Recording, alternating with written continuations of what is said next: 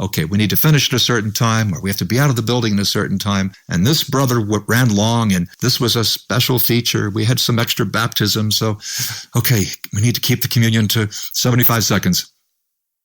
See, the benefit would be that the Lord's Supper truly would become the focus of our meeting on the Lord's Day. Or as it's often, I think, ironically stated, the most important part of our service. I mean, I hear people say, now we come to the most holy part of our church service.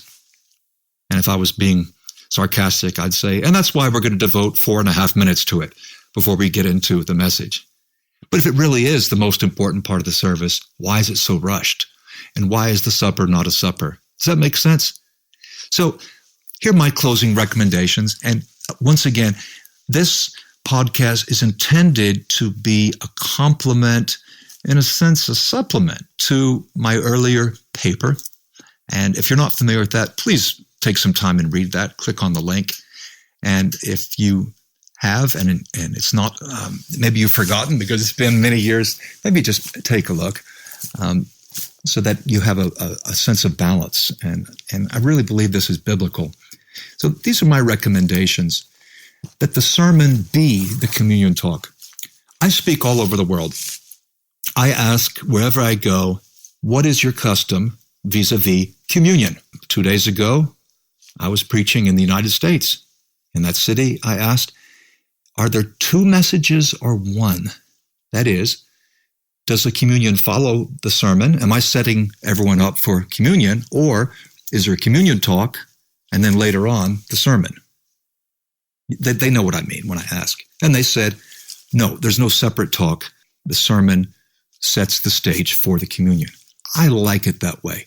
In many places, it's not that way. In fact, in many churches, you'll have 3 talks. There'll be and sometimes 4, but there'll be a communion talk. There'll be a talk for some kind of contribution, collection of money, and then there'll be a sermon. And yes, that's a lot to remember. It's a lot to digest. The beauty of this is that you have a sermon that leads straight into communion. That's my recommendation. That's my favorite. I admit it's a preference. Secondly, the Lord's Supper follows the preaching of the Word. So the sermon is the communion talk. The Lord's Supper follows the preaching of the Word. And my recommendation is that we have a bit more time. It's an actual supper. I know there's a big business in those micro cups and that special matzah bread or whatever it is we Christians use.